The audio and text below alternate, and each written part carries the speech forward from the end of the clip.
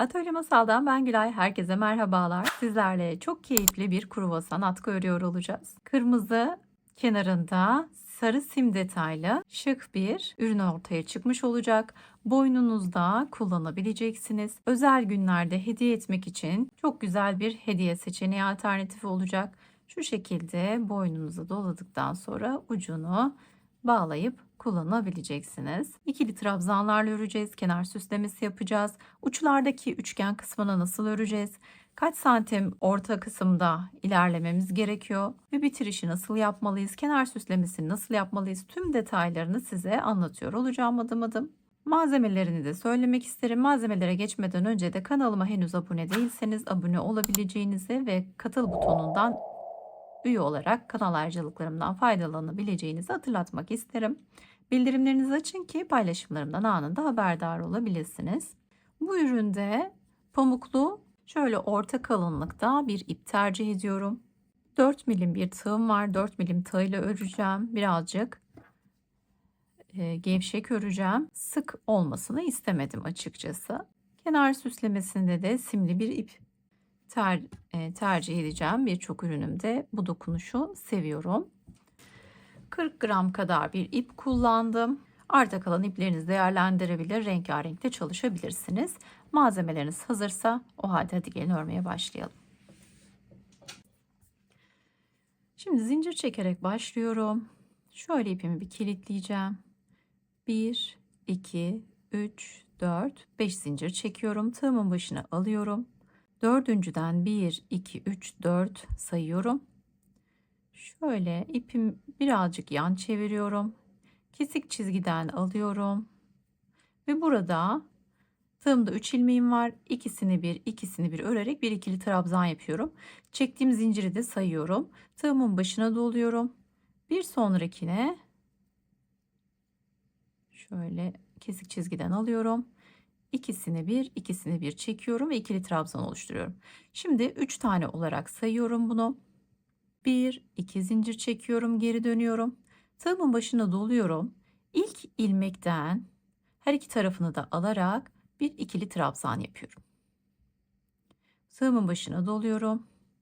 Bir sonrakine ikili trabzan. Tığımın başına doluyorum. Şurada bir sonrakinden çektiğim zincirin üstünden ikili trabzan yapıyorum.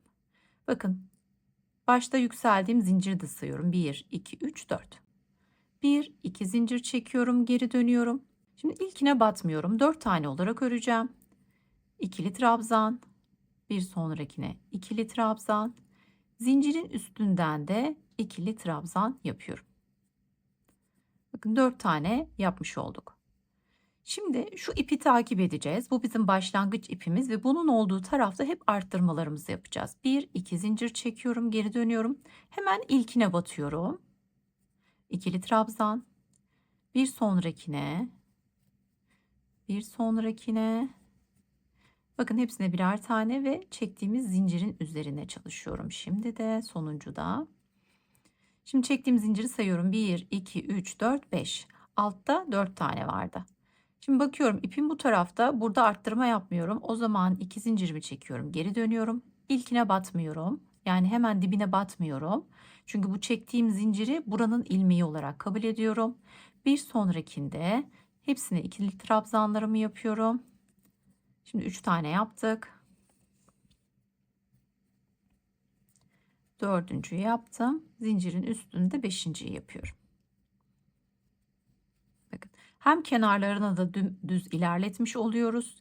Dalgalı bir görüntü olmuyor. Hem de yavaşça genişleyerek devam ediyor. Bakın ipin olduğu taraftayım. 1, 2 zincir çekiyorum. Tığımın başına alıyorum. Hemen dibine batıyorum. Arttırma olsun diye. Çünkü bu zincirleri sayıyoruz. 2 tane olmuş oldu. 3, 4, 5 zincirimin üzerine yapıyorum ve 6. Genişlettim. İpim bu tarafta. Burada ben arttırma yapmayacağım. 2 zincir çektim dibine değil bir sonrakine. Biri saydım zinciri, ikinciyi yapmış olduk. 3, 4. Şöyle her iki tarafını alıyorum. 5 Zincirimin üzerinden de yapıyorum. Alt. Çok sıkmayın. Gevşek bir şekilde örün. Kullanımı daha kolay, daha güzel olacak. 2 zincirimi çektim. İpimin olduğu taraftayım. Arttırma yapıyorum. Dolayısıyla dibine battım. 2 tane diye saydım. Üçüncü, dördüncü, beşinci, altıncı ve yedinci ikili trabzanım. Şimdi bunu nereye kadar devam ettireceğiz? 3 tane ikili trabzanla başladık. 2, 4, 6, 7 tane ikili trabzandayız. Burası 20 tane ikili trabzan olarak devam edin.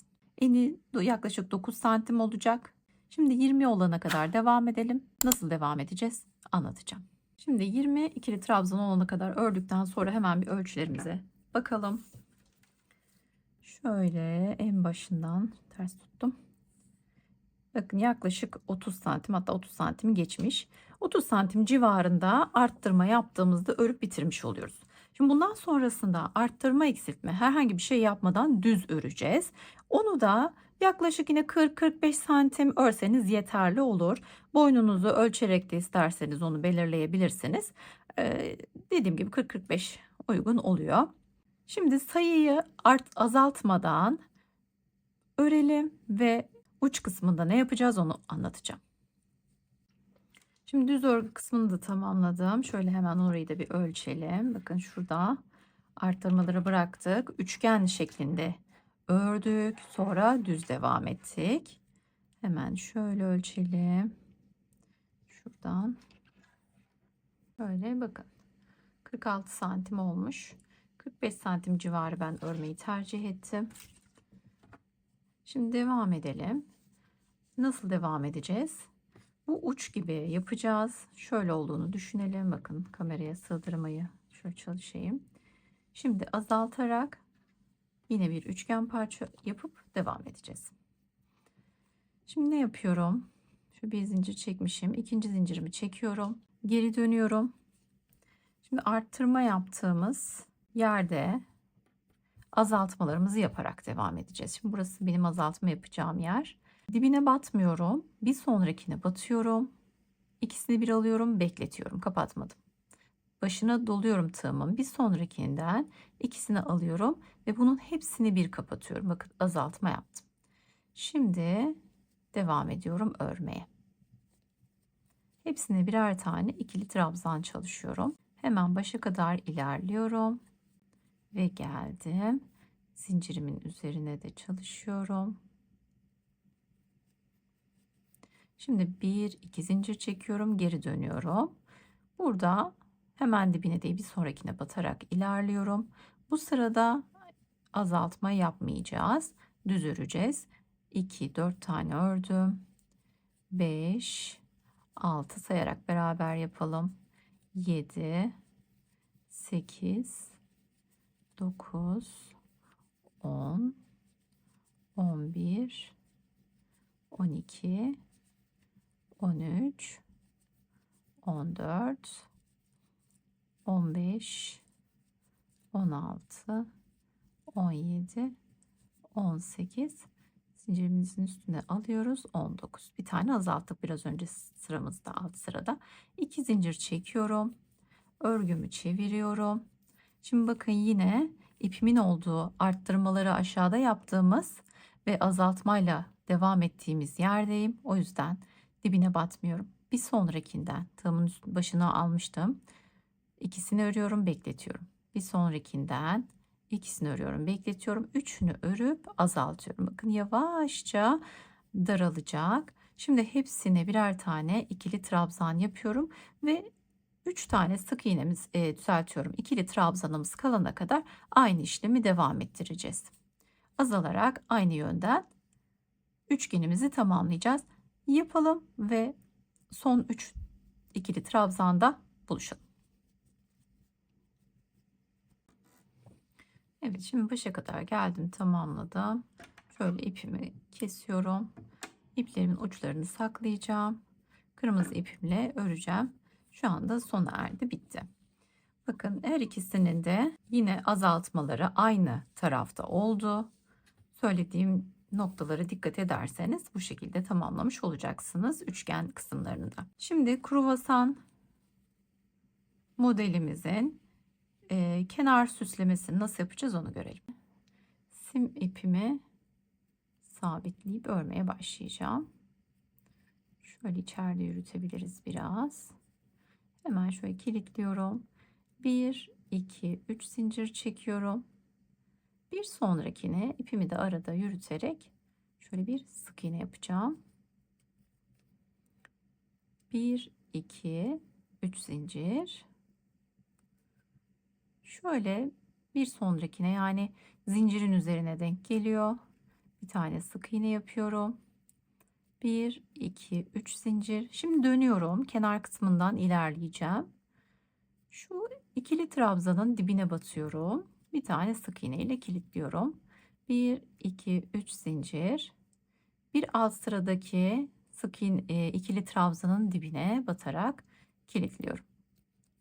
Kenar kısmını bu şekilde yapmayı tercih ettim. Siz istediğiniz modeli de uygulayabilirsiniz.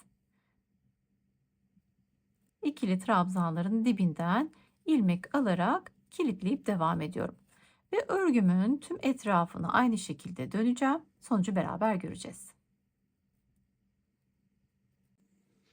Evet, ördüm, tamamladım. Kırmızıya kenar sim süslemesiyle daha da bir şık görüntü elde etmiş oldum açıkçası. Benim hoşuma gitti. Umarım siz de beğenmişsinizdir. Şimdi nasıl katlıyoruz onu da bir görelim. İkiye katlıyorum. Uçlarını üst üste getiriyorum. Şu şekilde. Ve buradan kıvırmaya başlıyorum. Şöyle bir görüntü elde etmiş oluyoruz. Evet, çok şık bir görüntüsü var. Kullanımı da keyifli olacak. Sizler hangi renkli örmeyi tercih edersiniz? Bu modeli beğendiniz mi? Yorumlardan mutlaka bana yazın. Kanalıma hala abone değilseniz abone olmayı, üye olarak da kanal ayrıcalıklarından yararlanabileceğinizi unutmayın. Bir sonraki projemde görüşmek üzere. Hoşça kalın.